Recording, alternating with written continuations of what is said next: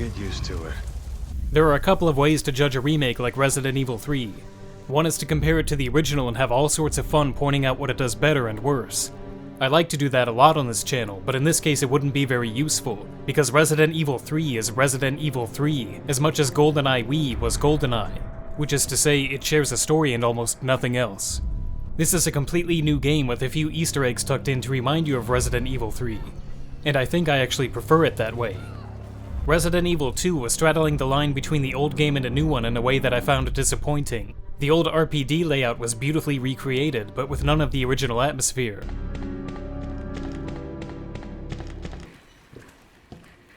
It cut Leon and Claire's interactions down to basically one awkward scene at the start. It's good to see your face, though. How are you holding up? Hell of a night, huh? It made an extremely weak effort at the B scenarios that basically gave up after about 2 minutes. It was hard not to be frustrated when the game got so much of the original right, and completely missed in other areas. Resident Evil 3 isn't remotely concerned with being the same game, and that made it easier for me to let go and accept what Capcom was doing. There's none of the original map in it, barring an occasional alley that bears a passing resemblance. The beginning of the game made a terrible impression, with Jill forced down a rail to speedrun the important events of the original in rushed and meaningless forms. There's no time to explore, and it's so heavily scripted that a few button prompts are all that separate it from being Resident Evil 6 Lite. One of the strengths of the original was how nonlinear it was. Jill was tasked with gathering parts strewn across the city and could go after them in any order.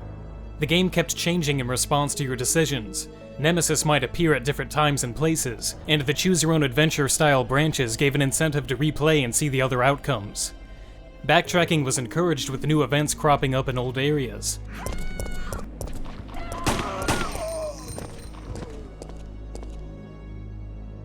And the enemies and items were heavily randomized, making it hard for even experienced players to predict what was going to happen. This kind of depth helped make Resident Evil 3 the most replayable of the original PlayStation trilogy in spite of only having one campaign. The new Resident Evil 3 abandons most of that. You only have one major task to do in the city, and it has to be done when and how the game dictates. Where do I go? See a big transmission tower? That's the substation. You'll have to circle around through an alley to your right to get there. There's still a little bit of room to roam the streets, but not nearly as much as most people were probably expecting. While it can feel like there's a lot of lost potential here, the important thing is that the game is fun. Unlike Resident Evil 6, this game is tightly focused on what it wants to be and doesn't cross the line by giving too much mobility. The dodge mechanic is fairly hard to use and seems true enough to what was seen in the original. It also helps to offset the magnetic grip that made zombies impossible to avoid last time. The focusing system from Remake 2 returns, and one thing I didn't know about it at the time was that focusing actually increases bullet damage. So once again, while you can move and shoot, the game encourages firing in place as often as possible. One thing the game has not retained from Remake 2 is the survival horror. Ammo is everywhere, and as long as you're not spraying it into the wall, you'll likely never run out. I was so overloaded on my first run that I was regularly discarding bullets and ditched the knife in favor of just shooting boxes open. Why not? At the height of its action, the game has hordes of zombies pouring in to the extent that they have to explode into cartoon puddles to prevent the engine from choking on all the bodies. I remember people scoffing when I said that horde rushes were the inevitable endpoint of over-the-shoulder Resident Evil. Well, here we are. Again. The result of all this is that there's not much genuine horror in Resident Evil 3. I gave credit to the second remake for at least being terrifying, but I never felt fear at any point in this game. And I'm not sure the developers were even trying for it. It's mostly just gross. Then shooting. Some of the memos scattered around are outright goofy, reading along the lines of, "Boy, these monsters sure are bothering me with their weak points," flapping around. But it's a credit to the game that it reminds me more of Resident Evil 4 than Resident Evil 6. After the disappointing intro sequence, the game is always well-paced and fun to play. I even liked Nemesis.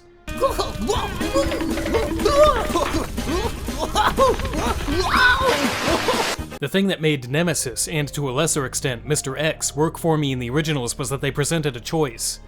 Fighting them required using your most powerful weapons, but you gained a reward for the trouble, and in the case of Resident Evil 3, these were new weapons that you definitely wanted.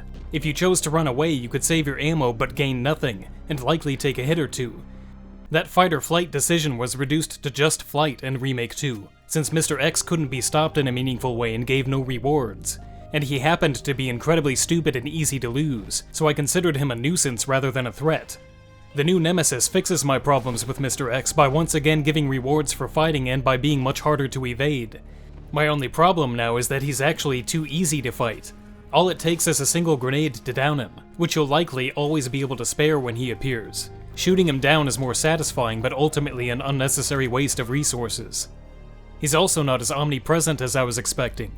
His appearances are like brief set pieces with plenty of space between them. It's easy to forget that he's even in the game, and it's also easy to predict when his next appearance is scheduled, since things always go silent beforehand. It's disappointing that he never creates the kind of dread from the original. But the boss fights are fun, and I'll gladly take this over a walking assload of annoyance any day. Whoa. Hi, can you open the door? Who are you? I'm Carl from down the street. Can you open the door? I forgot my keys. Would you just open the door? The story keeps most of the same beats as the original, but without spoiling much, completely changes the ending. Carlos originally didn't really have a reason to visit the hospital. It just kind of happened. Don't give up, Jill. I'll take care of you. The game was supposed to be a spin-off that would end at the clock tower, and the later segments were hastily added after the decision to make it a full numbered entry. The remake gives Carlos a motivation that makes more sense and does a great job of expanding his relationship with Jill, giving him more playable sequences. In the process, it replaces all of the later areas with a single new one. There's a lot of good and bad to say about this. I like it from a story standpoint, but there's not much differentiation between the new ending and Remake 2's now. Anyone hoping to see the park, clock tower, spiders, the gravedigger, or any memorable puzzles is in for disappointment. The game at least attempts to hold on to some of the music this time, with what sounds like remixes of the original tracks buried very low in the mix.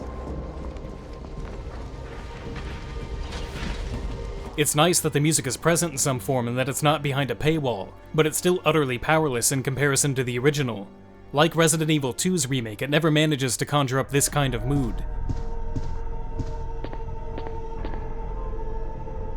The graphics have been slightly improved and the characters look especially great, but a few issues get annoying over time.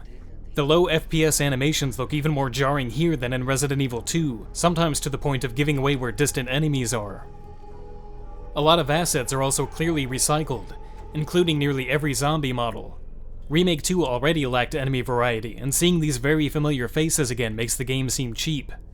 It doesn't help that the only campaign can easily be beaten in under 3 hours, even when I was wasting a lot of time on capturing footage and exploring. Now here's a weird fucking door. Leave it.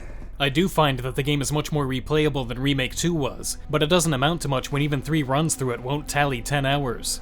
The omission of the clock tower and park is even harder to justify considering this. I suppose this is where Resistance is meant to boost the value, but previous games had full campaigns and robust extra modes. And they were extra modes, not something the game's value proposition desperately depended on. The $40 I paid on Green Man Gaming feels like the price this should be by default. In my incredibly important and influential review of Resident Evil 2 that changed hearts and minds and got me laid, I gave the game an 8, which reflected my disappointment with it as a remake as well as the fact that it was still a good game that I liked. As a remake, I would rate Resident Evil 3 much lower.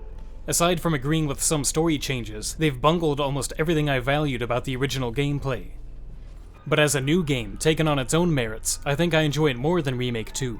It's a short burst of action horror done very well, and there's no point in complaining about the changes when Remake 2 made it clear we were never going to get a faithful fixed camera remake anyway. It is what it is, and what it is definitely not Resident Evil 3, but what it is also good, but it is very short. Take as or leave as.